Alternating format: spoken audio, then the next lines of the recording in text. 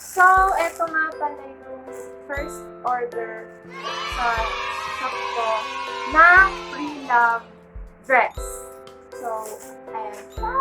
Tumataginting na 99 pesos lang. So, bali ang mangyayari dito ay gugupitin ko to at ilalagay ko sa harap ng pouch at didikitan ko ng packaging tape, yung clear. Okay? So, ito ay 5 peso. Okay? So, 1, 2, 3, funky. My darling, I love you, I love you, I love you, I love you.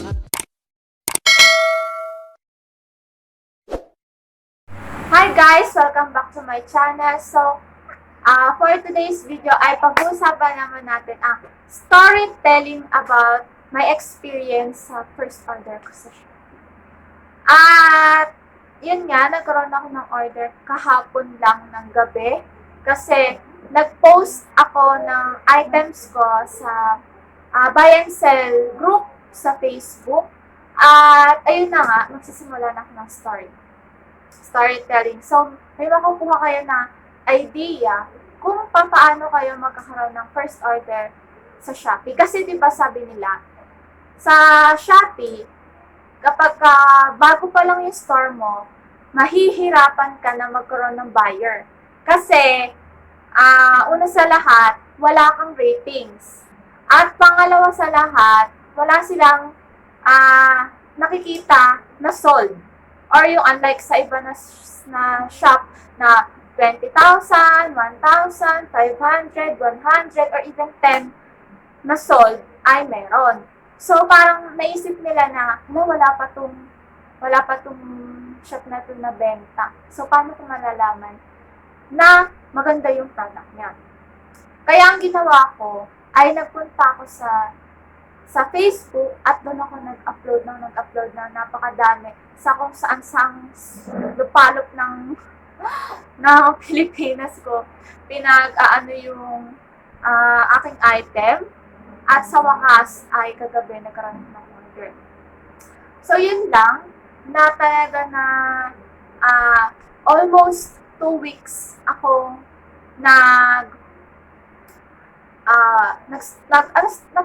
sa YouTube to. Sa Shopee, almost 2 weeks before ako nagkaroon ng order. So, pasensya na kasi parang nautal ako. Napatagal kasi yung paggawa ko ng video na ganito. More on, ang nagawa ko ay tutorial. So, balik tayo sa topic. Yung mga magaganda kong item ay pinost ko sa Facebook. Yung magandang item sa Shopee, pinost ko sa Facebook at doon ako naglagay ng description. Nilagay ko doon yung size, if may flaw kapag pre-love, at yung price, of course, kung gaano kahaba. So, nilalagay ko siya. And if may magtanong man na buyer, sasabihin nila na, how much ito, ganito, ganyan. So, ayun na nga, di ba? As a seller, kailangan mo na pahabaan yung pasensya mo sa mga makukulit kahit nakikita naman na nila yung presyo. Syempre, hindi lang naman price yung tatanungin nila. Sinabi rin nila sa akin na paano po ito o-orderin. So, yun na nga yung sinabi ko na sa Shopee po kayo mag-order. Tapos, hiningi niya yung link ng shop ko. Tapos, binigay ko yung pangalan. Tapos, yun na nga. Sinabi niya na, wait sis, titignan ko muna. So, ayan yung conversation namin nung buyer ko na bumili sa akin sa Shopee. Na pina-order ko sa Shopee, pero binili niya talaga yun sa Facebook.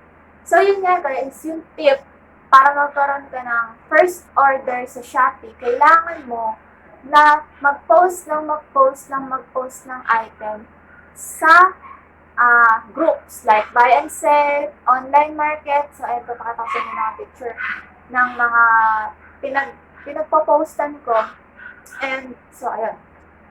At, sorry kasi guys, nakastasi dito sa papel ko yung mga, sasabihin ko para tuloy-tuloy. And, ayun na nga guys, sa damit na pinost ko, kasi nga, di ba sabi ko nung una, sinabi ko ba yun? Hindi pala, inulit ko pala yung video. Sorry. Nung una kasi, lahat lay yung gawa ko sa mga damit.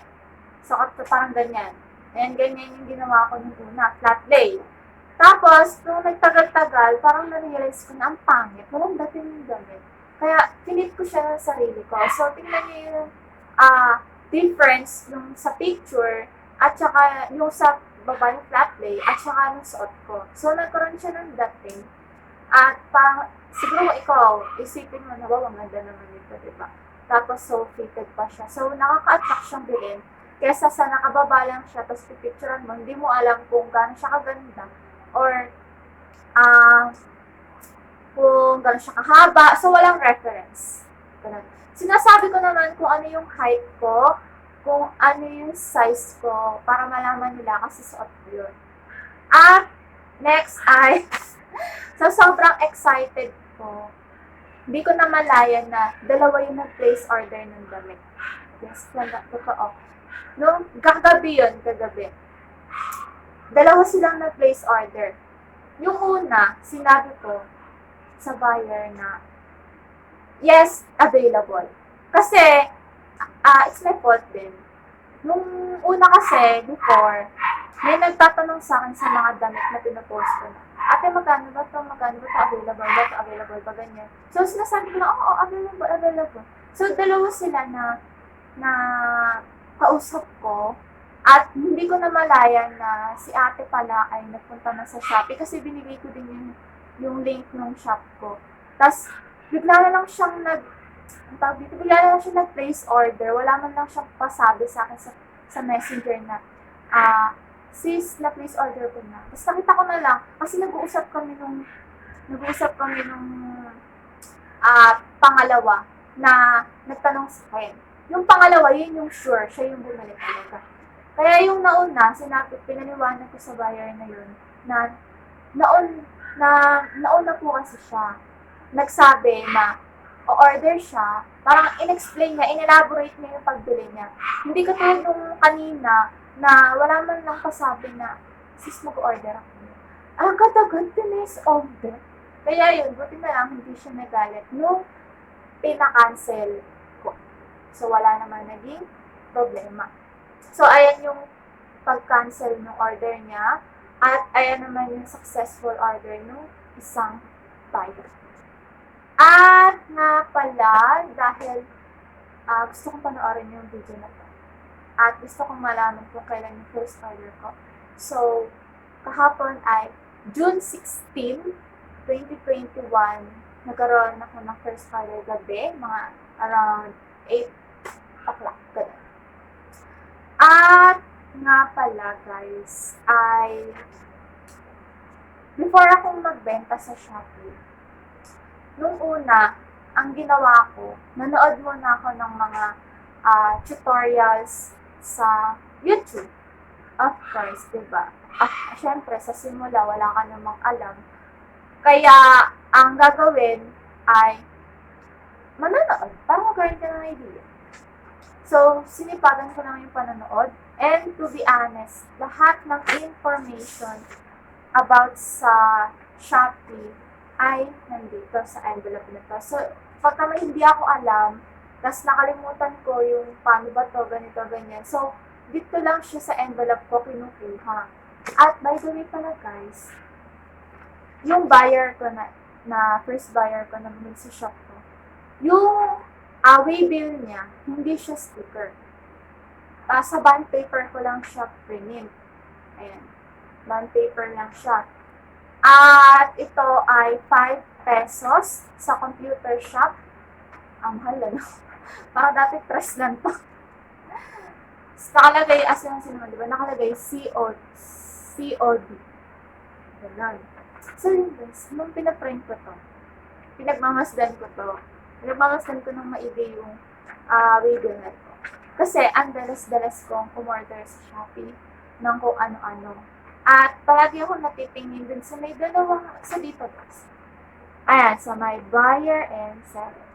So, naisip ko na, what if one day, pangalan ko naman yung nakalagay sa seller at iba naman yung nakalagay sa buyer.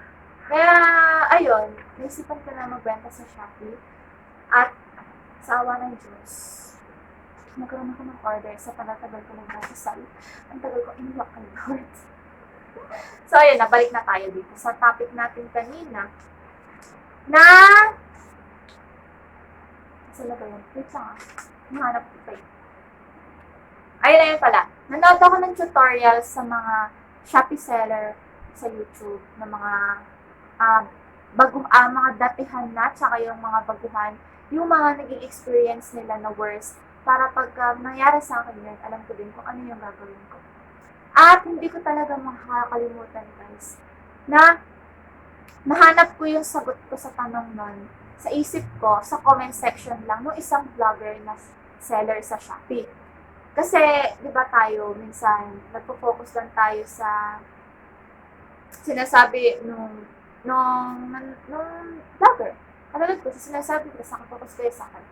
Kasi sometimes, pag ako talaga nanonood, yung tenga ko ay nandoon sa sinasabi nung nagsasalita sa cellphone, at yung mata ko nakatingin sa comment section habang nagbabasa.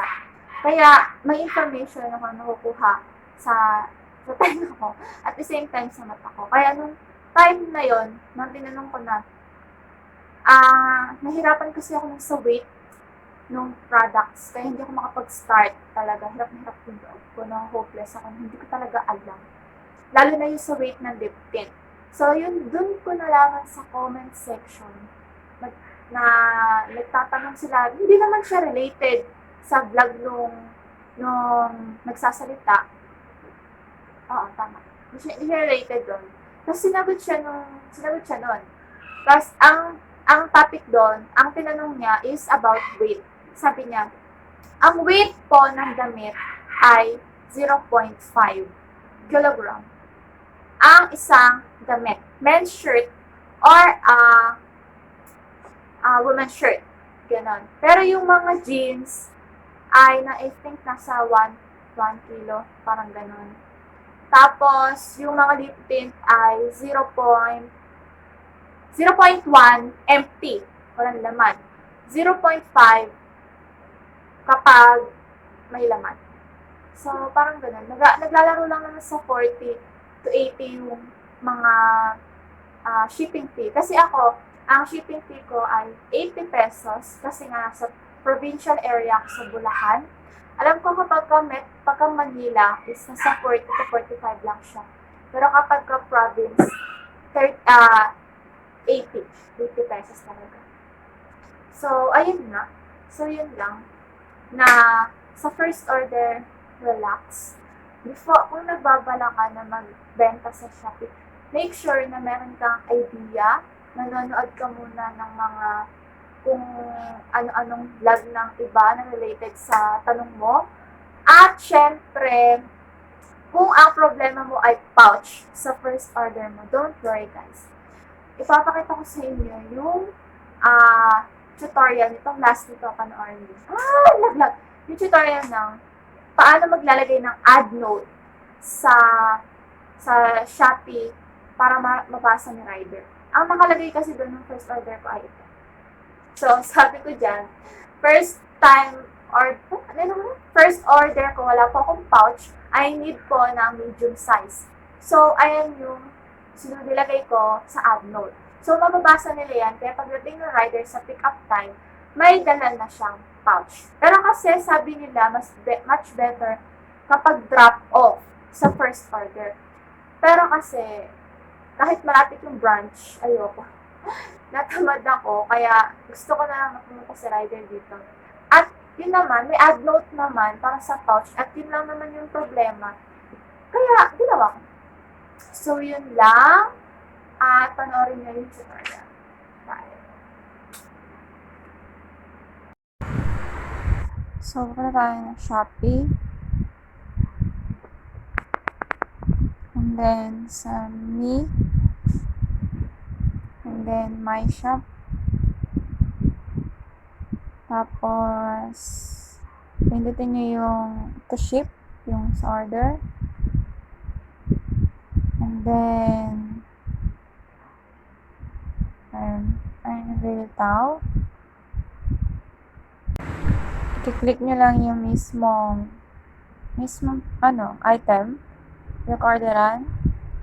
Click nyo lang yon. And then, ayan, nakalagay note. So, nakalagay dyan, first order ko po ito. Wala po akong pouch. Need ko po ng medium size po na pouch. Thank you po. Tapos, pwede nyo siyang i-edit. So, ayan. Tapos, maglalagay kayo. Then, click nyo yung save. Hanggang 200 naman siya. So, kahit marami kayong sabihin, pwede. So, save. So, ayun na. Ganun lang kasimple.